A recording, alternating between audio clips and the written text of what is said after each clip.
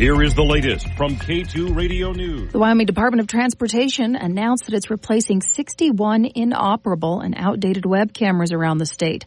They've been having persistent technical challenges with some of the cameras, and they know how crucial these overhead eyes are for travelers to assess the roadways, especially in remote parts of the state with harsh weather, no internet, and zero cell service.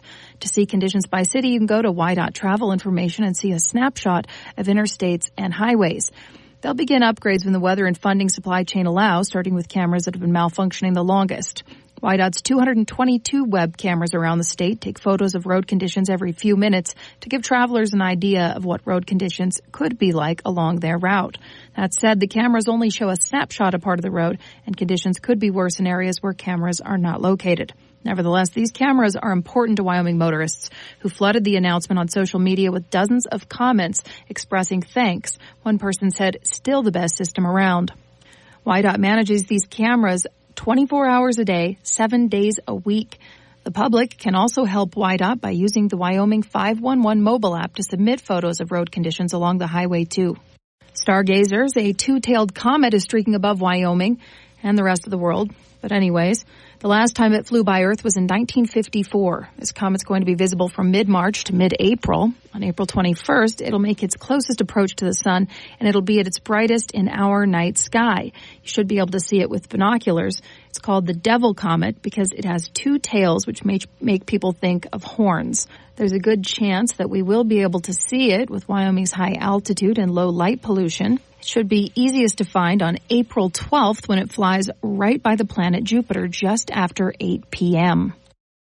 The Leona M. and Harry B. Helmsley Charitable Trust has granted Banner Health Foundation $1.9 million to support the acquisition of 29 pieces of ultrasound equipment, ranging from bladder scanners to handheld ultrasound devices for use across 6 Banner Health medical centers and clinics in Wyoming.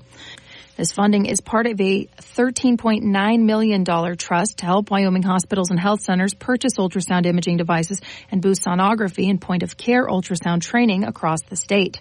This should result in sharper imaging, facilitating more accurate diagnoses and enabling timely, personalized treatment at the bedside.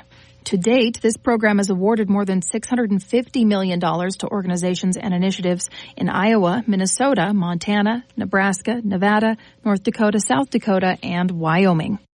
Week 2 of the prep track and field season in Wyoming sees teams competing in-state and out-of-state this week. Yesterday, Douglas, Glen Rock, Green River, Natrona County, and Kelly Walsh, of course, were at the K-Dub Quad Meet. Allie Scribner from K-Dub won the 100-meter dash and long jump. Teammate Tristan Buss won the 300-meter hurdles and triple jump. And K-Dub's Tegan Becker swept the 2 throwing events. Tegan Seeds of Douglas was the only 2-event winner on the boys' side, and he swept the throws. The girls' team's Kelly Walsh scored 153.5 points in the lead, followed by Natrona County with 92. And they flipped for the boys' team scores, with Natrona County coming in first at 131, and Kelly Walsh came second at 116. And if you need a good podcast episode to listen to this weekend, I just interviewed the legend Bob Price about his experiences with K2 Radio News almost 60 years ago. It's one of my favorite interviews that I've ever done so far for our podcast, Report to Wyoming, which he also fathered several decades ago. You can find it by going to k2radio.com. Just click listen and on demand, or you can find it with our free app. And then you just download it and click on demand. There you'll see all the podcast episodes. And with that, have a good weekend, and thank you for listening. Reporting from Casper, this is Colby Fedor.